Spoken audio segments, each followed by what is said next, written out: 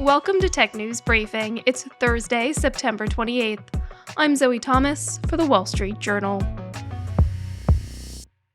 In the past, Disney and Nickelodeon once held child audiences captive.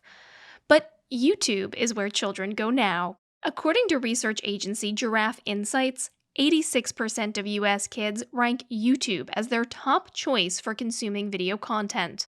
That's created a big opportunity for companies like PocketWatch, a digital media company turning kid creators into million-dollar franchises.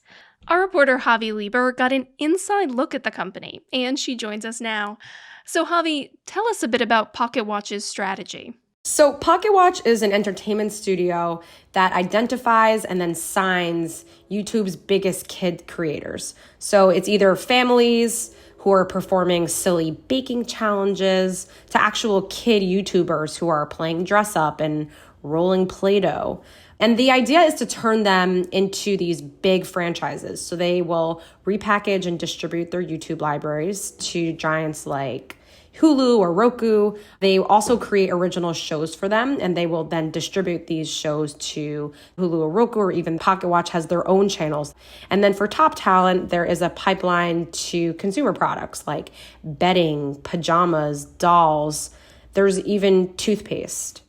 Are there any stars we might be familiar with? The best example that I can think of that I think most people probably are familiar with is Ryan Kaji, who is 11 years old, and he is one of YouTube's highest earners. Ryan became famous at the age of 3, and everyone probably who knows his name knows him for toy unboxing videos. So he was one of PocketWatch's first stars that they signed, and the company in the years that they've worked with him has made tons of programming about Ryan. Everything from animated shows to a show that even streamed on Nickelodeon, and now they're working on this big movie that's coming out next fall. You mentioned Ryan and his success.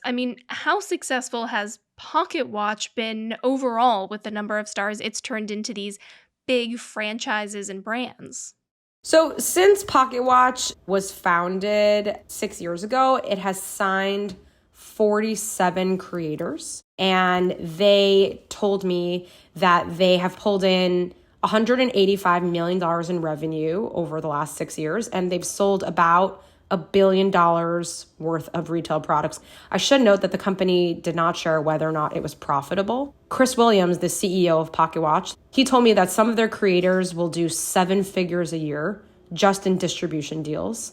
And then for consumer products, he mentioned you can make $30 million to $100 million annually in royalty if you are a top talent working with PocketWatch. Chavie, you also spoke to some of PocketWatch's stars, its clients. Can you tell us about your conversations with them? So one family that I met with out in California in Orange County is the Wallace family. They are a family of 4. It's a mother and a father, and their YouTube channel centers around Stella, their 8-year-old daughter, and with appearances by their 10-year-old son, Jameson. And the channel is called The Stella Show. Their YouTube channel started out more casually, and now the channel has videos about Stella confronting bullies, Stella cooking something in the kitchen, Stella learning how to share. And when they signed with PocketWatch, they told me that they sold their back catalog on YouTube for about $400,000. And YouTube is still their bread and butter, but they make about $5,000 a month from distribution of their YouTube catalog to a channel like Roku.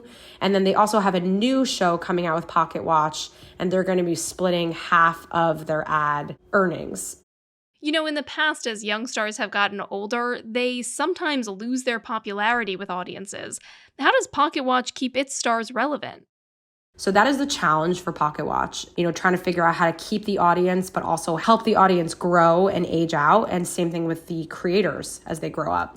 Ryan Kaji, his channel, Ryan's World, is probably a good example. It was once the epicenter of toy unboxing, and it was just nonstop toys and playing with toys. But now if you go to the channel, it's about science experiments and animations and ninja adventures. It's much more sophisticated, and that works with Ryan's interests, and it also works with Ryan's audience.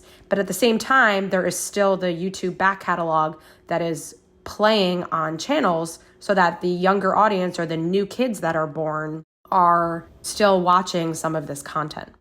So, are changes like the ones Ryan's channel is making just about his audience, or do these reflect how platforms like YouTube are promoting content? The evolution of someone like Ryan Kaji's content and PocketWatch's evolution as well, it sort of reflects the state of kids media, because YouTube used to be known for unboxing and like the egg smash surprise. And YouTube now hides a lot of that stuff because they recognize that there needs to be more educational material. So PocketWatch and Ryan and this whole industry has really evolved. All right, that was reporter Chavie Lieber from the Journal Style section. And that's it for Tech News Briefing. Today's show was produced by Anthony Bancy with supervising producer Melanie Roy. I'm Zoe Thomas for the Wall Street Journal. We'll be back tomorrow. Thanks for listening.